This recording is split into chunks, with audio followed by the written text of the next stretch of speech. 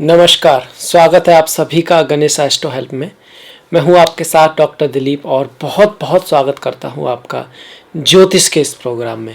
इस वीडियो में हम बात करने वाले हैं मिथुन राशि वाले जो लोग हैं उनके लिए जो अक्टूबर का महीना है वो क्या लेकर आया है, जीवन के किस क्षेत्र में क्या उतार चढ़ाव परिवर्तन आ सकते हैं, हमें किन बातों का ध्यान रखना चाहिए, ज्योतिषी रेमेडी क्या है, इस महीने के लिए क्या लकी कलर, दान, व्रत आदि हो सकता है, वो सब भी, और एंड में त्योहारों की तरफ चलेंगे। पर सबसे पहले देखते हैं कि कौन सा ग्रह कहाँ पे बैठा है, किस भाव में बैठा है, और उसके आधार पर फिर गणना करेंगे। तो आइए चलते हैं कुंडली की तरफ।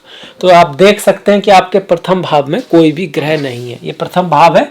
3 नंबर यहाँ पे सिर्फ राशि को दिखा रहा है, क्योंकि आपकी राशि ना तीसरी है। पहली मेष है, दूसरी वृषभ है, तीसरी मिथुन है।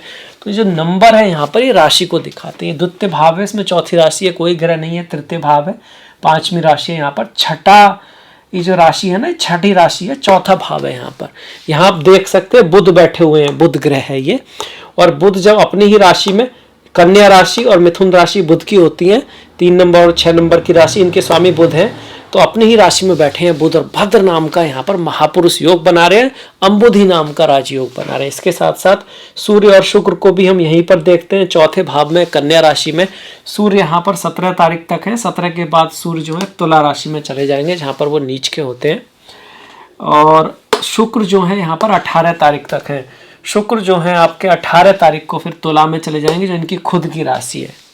तो एक तरह से जैसे ही सूर्य जाएंगे शुक्र भी पहुंच जाएंगे, तो इनका नीच भंग हो जाएगा। ठीक इसी तरह यहाँ पर भी शुक्र जो है कन्या राशि में, जहाँ पर वो नीच के होते हैं, पर बुध चूंकि वहां पर है तो उनका नीच भंग हो रहा है। इसके बाद देखिए पंचम भाव में आपके केतु तुला राशि में गोचर कर रहे हैं।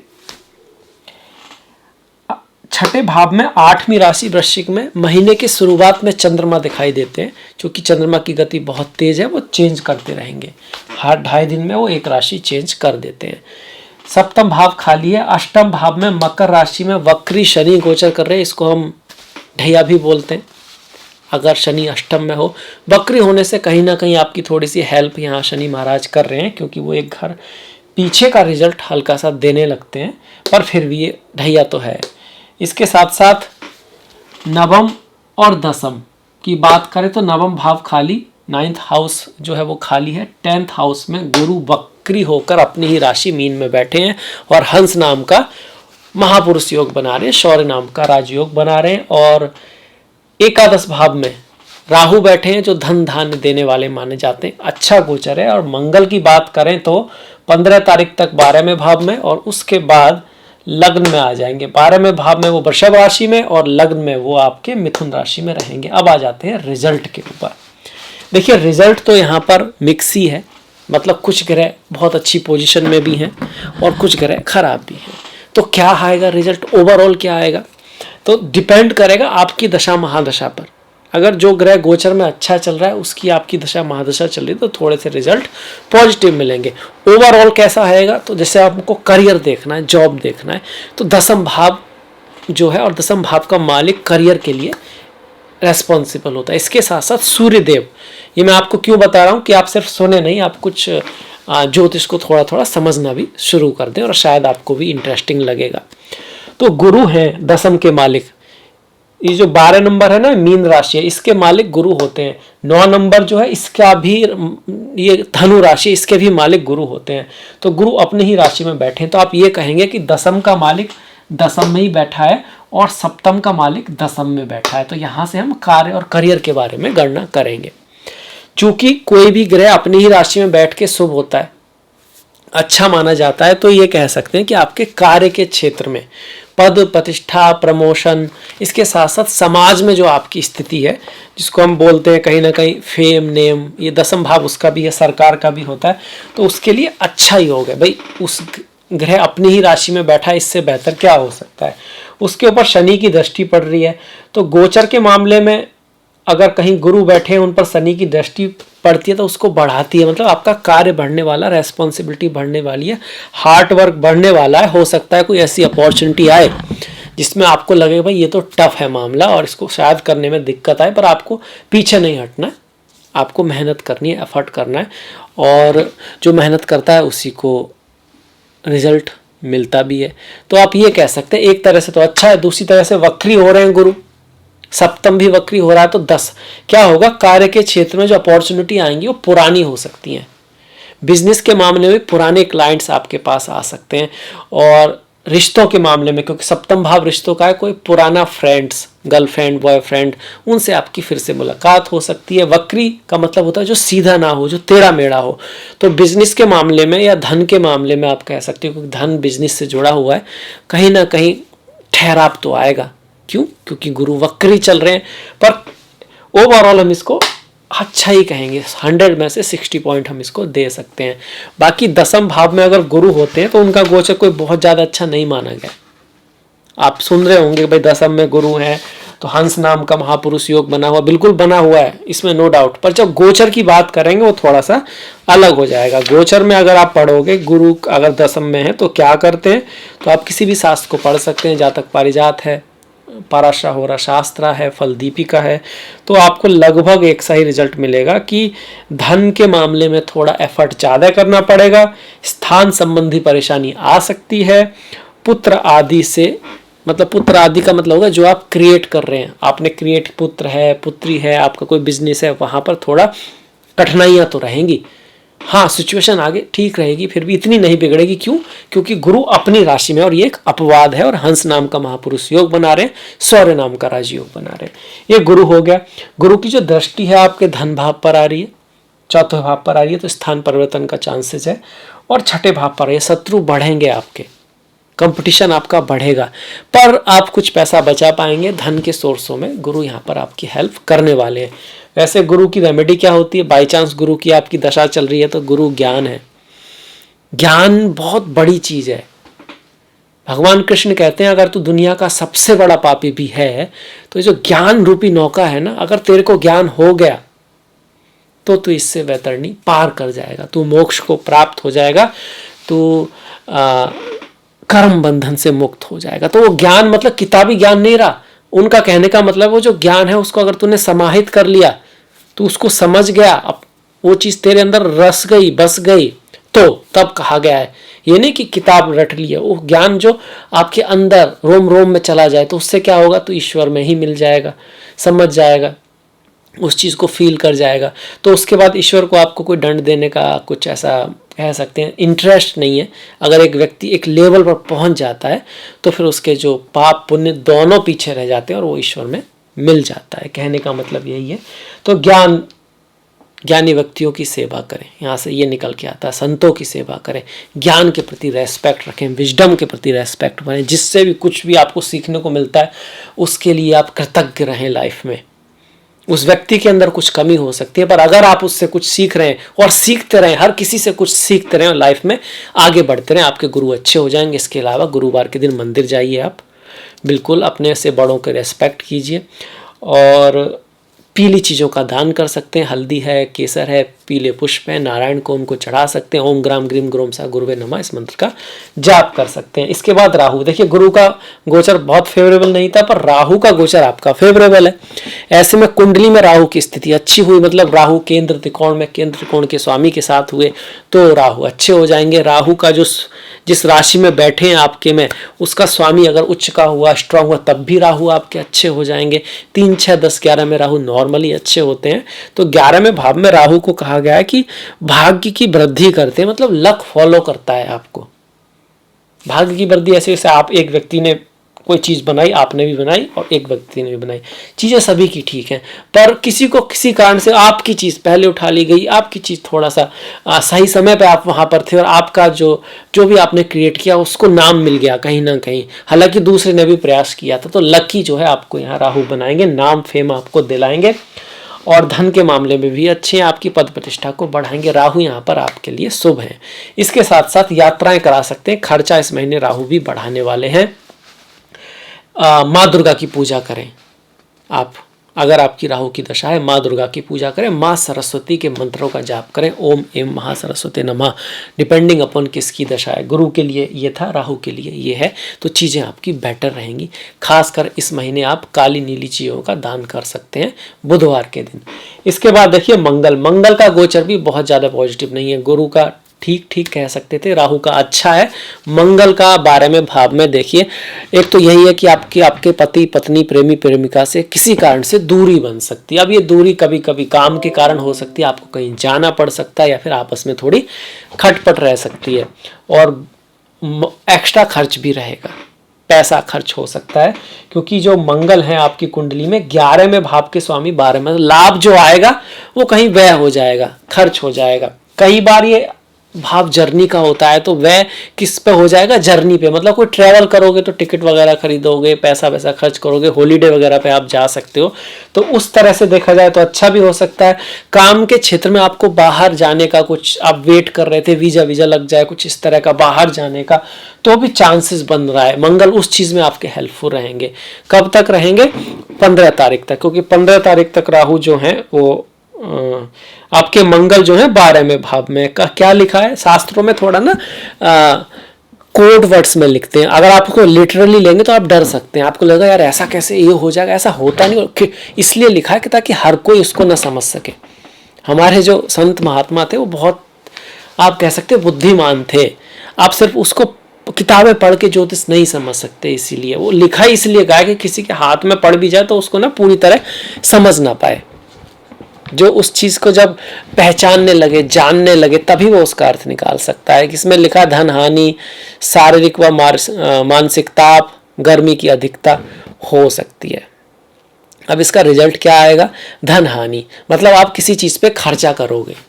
अब खर्चा अच्छी चीजों पर भी कर सकते हो। दूसरा लिखा है शारीरिक व मानसिक ताप, आप एफर्ट करोगे, मेहनत करोगे, ऐसा हो सकता है आप जो मेहनत करो उसका थोड़ा सा रिजल्ट आपको कम मिले, थोड़ा सा ज़्यादा मेहनत करनी पड़ेगी, बस इतना सा मतलब है। गर्मी की अधिकता होती है, मंगल चूंकि एक गर्म ग्रह है, अग्नि ग्रह है सूर्य की तरह, तो गर्मी की अधिकता से क्या होगा, अगर आपको पित्त की प्रॉब्लम है, जैसे कि गैस्ट्राइटिस है, स्किन की प्रॉब्लम है, सर दर्द आपको रहता है, आपको गुस्सा आता है, आपके अंदर अधैर्यता है, तो वो चीज़ें बढ़ सकती हैं, बस इतना सा कहा गया है। मंगल की दृष्टियों के बारे में देखें तो देखिए 1 2 3 4, तीसरे भाव पर दृष्टि है, यात्राएं बढ़ेंगी, हार्डवर्क बढ़ेगा, मेहनत बढ़ेगा, ट्रैवल बढ़ेगी। छठे भाव पर दृष्टि है, रोग ऋण शत्रु, आप चैलेंज ले सकते हैं, आप शत्रुओं से भिड़ सकते हैं, पर आपके विजय का चांसेस अच्छा है। पर सप्तम में है तो पार्टनर और पार्टनरशिप के साथ कुछ खटपट आपकी रह सकती है, वहाँ थोड़ा संभल के रखें। ये बिजनेस भी है और पार्टनरशिप भी है, तो ये आ गया आपका, बिजनेस में वृद्धि हो रही है और पार्टनरशिप में थोड़ी खटपट का भी चांस बन रहा है। इसके लिए क्या कर सकते हैं, रेमेडी आपको करनी है तो हनुमान जी की पूजा करें, बजरंग बली की पूजा करें, उनके चरित्र को समझें, उसको जीवन में उतारें। हनुमान जी सबसे शक्तिशाली थे, एक तरह से भगवान शिव के रुद्रावतार थे, पर जिस तरह का आप कह सकते हो कि विनम्रता उनके अंदर है, वो किसी के अंदर शायद ही हो। पहाड़ भी उठा लाए तो रामचंद्र जी की कृपा है, लंका भी जला दी तो रामचंद्र जी की कृपा है, ब्रह्मास्त्र भी झेल लिया तो प्रभु की कृपा है, अपना श्रेय नहीं लिया कभी। तो ये है विनम्रता उनके अंदर। और पौरुष की बात आए तो 7 समुंदर लाग गए, कितने सारे उदाहरण हैं। तो इस तरह का चरित्र हनुमान का चरित्र है। ये डिसिप्लिन, हनुमान जी बहुत डिसिप्लिन थे। और ऐसा क्यों हुआ, बचपन में बड़े उद्यमी थे, पर बाद में ना उनको क्या मिल गए, राम मिल गए, उनका लक्ष्य मिल गया, उनके प्रभु मिल गए। तो मंगल किसी का खराब हो तो उसको अगर लक्ष्य मिल जाए, उसको उसका कुछ आराध्य मिल जाए, उसे कोई एक डायरेक्शन मिल जाए, तो मंगल की एनर्जी फिर अच्छी तरह काम करती है। तो आप अपनी एनर्जी को एक डायरेक्शन दीजिए, एक दिशा दीजिए, तो फिर कमाल होगा। इसके साथ साथ देखिए मंगल हो गए, गुरु हो गए, राहु हो गए, बुध पे आ जाते हैं। बुध बहुत बढ़िया है, घर गाड़ी भूमि वाहन खरीदने का योग कहीं ना कहीं बन रहा है, अगर आपकी बुध की दशा महादशा है और बुध आपकी कुंडली में शुभ है तो तब आपके व्यापार में भी लाभ होगा, बंधुओं से भी सुधार होगा, आपको मतलब रिश्तों में सुधार आएगा अगर बुध की दशा है तो, क्योंकि बुध अपनी ही राशि में है और महापुरुष योग में है, अंबुधि नाम के राजयोग में है।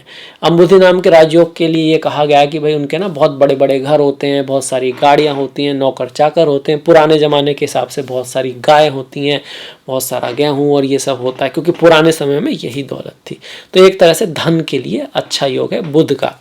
बुध आपके काफ़ी लंबे समय तक यहाँ पर रहेंगे, 26 अक्टूबर तक अपनी राशि में रहेंगे, और बुध की वजह से ही शुक्र भी यहाँ पर नीच के नहीं रहे, क्योंकि बुध की खुद की राशि है तो उनका नीच भंग हो गया है।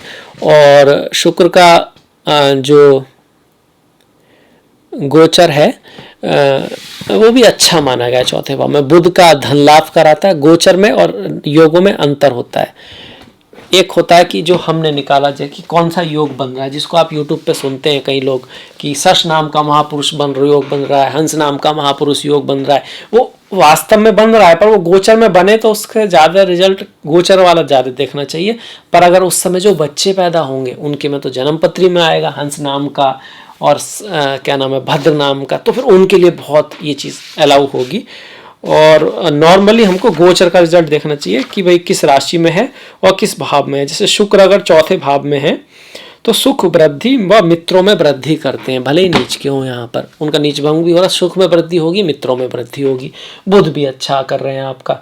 कब होगा ये? अगर शुक्र और बुध की दशा मंगल की है तो फिर आपके कंपटीटर बढ़ेंगे, शत्रु भी बढ़ सकते हैं इस तरह से। तभी तो एक राशि के लोगों का अलग अलग रिजल्ट आएगा, नहीं तो सभी का एक सा न हो जाए। एक तो उनका प्रारब्ध अलग है, जन्मपत्री ही अलग है, फिर ऊपर से सबकी दशा महादशाएं अलग चल रही हैं। इसके बाद सूर्य की बात करें तो सूर्य जो है चौथे भाव में है, फिर पंचम में है। सूर्य आपकी कुंडली के अच्छे ग्रह हैं, तृतीय भाव के स्वामी चतुर्थ में आ रहे हैं, तो आपका जो कम्युनिकेशन होगा इस महीने ज़्यादातर आपके बंधुओं में, अपनों में, उनके साथ हो सकता है।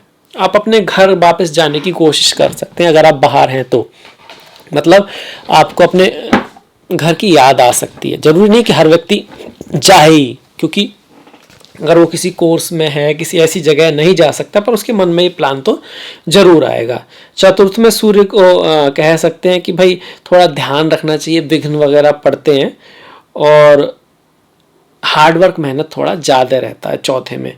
पंचम में भी सूर्य जो है बाधा डालते हैं, रोग और गलत निर्णय करवा सकते हैं, तो सोच समझ के काम करो। ऐसा नहीं गलत निर्णय करवा सकते हैं तो गलत निर्णय हो गई, जल्दबाजी में हो सकता है, ईगो में हो सकता है। सूर्य ईगो क्रिएट कर देते हैं।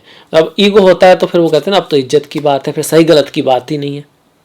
ईगो को फिर इज्जत का नाम दे लेते हैं हम लोग अक्सर, क्योंकि उसको अच्छा सा दिखाना ना, कोई भी चीज़ हो उसको एक अच्छे से पेश करना है ताकि उसका रीजन जो है वो अच्छा दिखाई पड़े, तो ईगो को हम इज्जत बता देते हैं। कई बार ऐसा होता है, तो उस चीज़ से बचिएगा। अपने से बड़ों की रेस्पेक्ट कीजिएगा, अपने परिवार की, अपने कुल देवता कुल देवी की, आपकी जो संस्कृति आ रही है उसको रेस्पेक्ट कीजिए, सूर्य नमस्कार कीजिएगा, सूर्य को जल दीजिएगा, चीज़ें बेहतर होंगी, अच्छी होंगी। राम रक्षा स्त्रोत्र या आदित्य हृदय स्त्रोत्र आप पढ़ सकते हैं। ओम घृणी सूर्य आदित्य, इस मंत्र का जाप भी कर सकते हैं। तो सूर्य का हमारा हो गया चतुर्थ में भी और पंचम में भी। अब केतु की बात करें। अब केतु पंचम में कहते हैं कि धन की हानि करा सकते हैं। अब कैसे होगी धन की हानि? आप सोचेंगे नहीं कि आप क्या कर रहे हैं, तब हो सकती है। आप थोड़ा डिले कर देंगे चीज़ों को। आपको पता है कि एक काम करना चाहिए पर आप छोड़ देंगे, आप कहेंगे यार अगली बार देखा जाएगा, या फिर आप कहेंगे यार ये आधा तो पता है पूरा पता नहीं है, तो इससे करते ही नहीं है, क्योंकि अगर आधा पता है पूरा पता नहीं है तो फंस सकते हैं। ये इस तरह की सोच होगी, मतलब सोच भागने वाली होगी, आगे जाने वाली नहीं।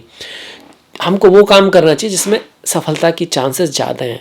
चांसेस इस बात के ज़्यादा हैं कि अगर आप किसी चीज़ में जाएंगे और बहुत बड़ा रिस्क ना लेकर उसको सीखेंगे, उससे संबंधित लोग जो उस काम में सफल हुए उनसे मिलेंगे, भले ही वो मना करें, और उस नॉलेज को एकत्र करेंगे, तो आज नहीं तो कल, कल नहीं तो परसों आप सफल हो ही जाएंगे। क्योंकि सफल होने के लिए प्रयास तो जरूरी है ना, बिना प्रयास के तो आज तक कोई सफल नहीं हुआ। अगर प्रयास को इसी वजह से रोक लिया जाए कि वहाँ टफ है, यहाँ मुश्किल है, वो मेरा फेवर नहीं करेगा, चीज़ें समझ में नहीं आएंगी, तो आप को ऐसा लग सकता है आप सही है, पर आप सही नहीं है। तो केतु ऐसी गलती करा सकता है। संतान के साथ थोड़े मतभेद करा सकता है। पढ़ाई लिखाई में आपको एफर्ट ज़्यादा लगाना पड़ेगा, तब जाकर रिजल्ट आएगा। मन भटकेगा थोड़ा, मन से बड़ा भयरूपी ना कोई, पल पल रचता स्वांग निराले, मन के बहकावे में ना आमन, राह भुलाए ब्रह्म में ढाले। वैसे केतु कहता क्या है? केतु कहता है सब माया है, सब छोड़ दो। केतु कहता है धन धान संतान पुत्र स्त्री पुरुष पति पत्नी ये सब बेकार है, सब किसी काम का नहीं है। अंतिम लक्ष्य तो हमारा ईश्वर, मोक्ष, स्पिरिचुअलिटी, अध्यात्म भी है। केतु ये कहता है, पर केतु थोड़ा शॉर्टकट मारना चाहता है। और कई बार लोग ना केतु की दशा में स्पिरिचुअलिटी, अध्यात्म, कुछ लोग संन्यास भी ले लेते हैं, या फिर संन्यास लेना भी कम से कम हेडलेस एक तरह का वो है मतलब आप अपनी रेस्पॉन्सिबिलिटी छोड़ के भागने की सोच लेते हैं। ठीक इसी तरह टेररिस्ट वगैरह कुछ लोग, वहाँ भी केतु होता है, वो भी कहीं ना कहीं एक हेडलेस निर्णय लेते हैं। तो थोड़ा संभल के निर्णय लें। कृष्णा ने खुद कहा है जो बैलेंस की रहा है ना वही सबसे अच्छी है, जो बैलेंस में समता में रहता है, नींद भी लेता है, खाना भी खाता है, पर समता में। ज़्यादा अति की भली ना, कोई भी चीज़ अच्छी नहीं होती, तो वहाँ थोड़ा सा आप ध्यान रखेंगे। इसके साथ साथ भगवान गणेश की पूजा करेंगे, मत्स्य अवतार की कथा सुनेंगे, केतु अच्छा रिजल्ट देंगे। कुत्तों की सेवा करेंगे, मछलियों की सेवा करेंगे, निस्वार्थ भाव से प्रेम से करेंगे और छोड़ देंगे ईश्वर के ऊपर। ध्वजा का दान कर सकते हैं मंदिर में बुधवार के दिन, तो बहुत बढ़िया रहेगा। केतु आपके अच्छा रिजल्ट देंगे। केतु भी हो गए। चंद्रमा, देखिए चंद्रमा तो बहुत जल्दी जल्दी जाएंगे और हर 2.5 दिन में वो कह सकते हैं कि बदलते जाएंगे, तो पॉसिबल नहीं है कवर करना। पर हाँ इतना जरूर है, चंद्रमा आपके वाणी के स्वामी है और वाणी आपकी कभी कभी चंचल होती है, बदलती रहती है, मूड भी आपका चेंज होता है। तो एक जगह फोकस करें, लक्ष्य 1 2 3 जो भी हैं उनको निर्धारित कर लें और उनकी तरफ ही बढ़ें। इधर उधर चीज़ों में मन को बांटे नहीं, फोकस को बांटे नहीं, क्योंकि अगर सफलता लानी है तो फोकस एक जगह रखना ज़रूरी है। नहीं तो आप इधर उधर तो जाओगे और बहुत सारी चीज़ें करोगे पर अल्टीमेट रिजल्ट नहीं आ पाएगा, क्योंकि एक ही दिशा में या 2 दिशा में बस इतना फोकस करोगे तो बढ़िया रहेगा। शनि महाराज ढैया चल रही है आपकी, मेहनत करनी पड़ेगी, हार्ड वर्क करना पड़ेगा, स्वास्थ्य का भी ध्यान रखना पड़ेगा। पति पत्नी के साथ, ससुराल के साथ कुछ अनबन आपकी रह सकती है। अब निराश होने की कोई बात नहीं है, क्योंकि एग्जाम आता है तो हम कुछ सीखते हैं, कठिनाई आती है तो हम उससे कुछ जानते हैं। उस समय में नॉलेज भी बढ़ती है हमारी, या फिर वही नॉलेज हमारे किसी अच्छे समय में काम आती है। वैसे भी ये ढैया आप समाप्त होने वाली है, जनवरी 2023 में ढैया समाप्त हो जाएगी। शनि अष्टम को छोड़कर नवम में चले जाएंगे। अष्टम से बेटर होते हैं नवम में, इस बात में कोई शक नहीं है। अष्टम में बैठेंगे तो कार्य के क्षेत्र में भी एफर्ट रहेगा, धन के मामले में भी थोड़ा दिक्कत ज़्यादा रह सकती है, या एफर्ट थोड़ा ज़्यादा करना पड़ेगा, इतनी सी बात है। बाकी हनुमान जी की पूजा करें शनिवार के दिन, शाम को बेटर समय है, बाकी किसी भी समय कर सकते हैं। माँ काली की पूजा करें, भगवान कृष्ण की पूजा करना भी बहुत बढ़िया रहता है। इसके साथ आपके लिए काली चीज़ों का दान, जैसे काला तिल है, सरसों का तेल है, काला कंबल है। अब सर्दियाँ आ रही हैं, उस समय आप दे सकते हैं, अभी भी कर सकते हैं, किसी को काला कपड़ा दे सकते हैं, अच्छा रहेगा। मन से और प्रेम से दीजिएगा, जितना आप कर सकते हैं उतना ही कीजिएगा, पर मन से कीजिएगा, दिल से कीजिएगा। वाणी का विशेष ख्याल रखिएगा, क्योंकि शनि जो है ना वाणी के भाव पर है, परिवार के भाव पर है, तो आपस में बना के रखें रहीमन धागा प्रेम का, मत तोड़े चटकाए, जोड़े ते फिर ना जुड़े, जुड़े गांठ पड़ जाए। वैसे भी जिंदगी इतनी लंबी नहीं है कि आप अपने ही परिवार में किसी से मतभेद रखें, जहाँ तक हो सके उसको सॉल्यूशन निकालें। और बाई चांस कोई व्यक्ति आपकी बात नहीं भी समझ रहा है तो आप शांत हो जाएं और इग्नोर कर दें उस बात को, बहुत बढ़िया है। हो सकता है कुछ समय बाद वो खुद ही समझ जाए, ना भी समझे तो कोई बात नहीं, क्या हो गया, है ना। तो शनि वाणी का विशेष ध्यान रखना है। वाणी ऐसी बोलिए मन का आपा खोए, औरों को शीतल करे आपो शीतल हो। कई बार मौन रहना बहुत अच्छा रहता है, कई बार हमको बोलना जरूरी होता है, तो वो रखें, क्योंकि शनि यहाँ पर वाणी के थ्रू थोड़ा भाग्य में उतार चढ़ाव लाने की कोशिश करेंगे। बाकी भाग्य के लिए तो हमने माँ काली की पूजा, हनुमान जी की पूजा बताई है। और कर्म के लिए और आपको ध्यान रखना है कि मुझको ना जब बोलते वक्त, बातें करते वक्त, खास करके अपने परिवार से या धन से संबंधित कोई काम हो, थोड़ा ध्यान रखना है। तो ये हो गए सारे ग्रह। अब बढ़ते हैं अपने त्योहारों की तरफ, जो कि बहुत इंपॉर्टेंट है। 2 तारीख को गांधी जयंती है, शास्त्री जी का जन्मदिन है। 3 तारीख को दुर्गा महानवमी है, मतलब शरद नवरात्रों की नवमी हो जाएगी। 4 तारीख को लास्ट डे होगा हमारे नवरात्रों का, और 5 तारीख को दशहरा है। 13 को करवा चौथ, 22 को धनतेरस, 24 को दिवाली है। तो दीपावली की आपको बहुत बहुत शुभकामनाएं। ये त्यौहार आपके जीवन में बहुत सारी खुशियां लेकर आए, सुख भोग भी लेकर आए, धन समृद्धि भी लेकर आए, पर प्रेम और शांति भी लेकर आए, खुशियां लेकर आए। इसके साथ साथ गोवर्धन पूजा है 25 की, 26 का भाई दूज है, 30 की छठ पूजा है। अब इसके बाद हमारे जो व्रत हैं, जो हर महीने ही होते हैं, जैसे कि पूर्णिमा का व्रत है आपका 9 तारीख का, पाप अंकुशा एकादशी है 6 तारीख की, 21 तारीख की रामा एकादशी है, 22 और 23 को आपका 22 का प्रदोष है, 23 की शिवरात्रि है, 7 तारीख का भी प्रदोष व्रत है। चिदानंद रूपा शिवोहम शिवोहम। 13 तारीख की संकष्टी है, 25 की कार्तिक अमावस्या है और 17 की तुला संक्रांति है। जो सूर्य का परिवर्तन होगा ये 17 को होगा। तो ये हो गए हमारे त्योहार भी। अच्छा, इसमें एक चीज रही है कि शुक्र जो है ना 18 तारीख के बाद यहाँ आ जाएंगे, पंचम भाव में प्रेम को बढ़ाएंगे, थोड़ा सा स्पिरिचुअलिटी अध्यात्म में भी आपकी रुचि करेंगे, पढ़ाई लिखाई के लिए भी जब शुक्र यहाँ पर जाएंगे तो थोड़ा बेटर हो जाएगा 18 तारीख के बाद।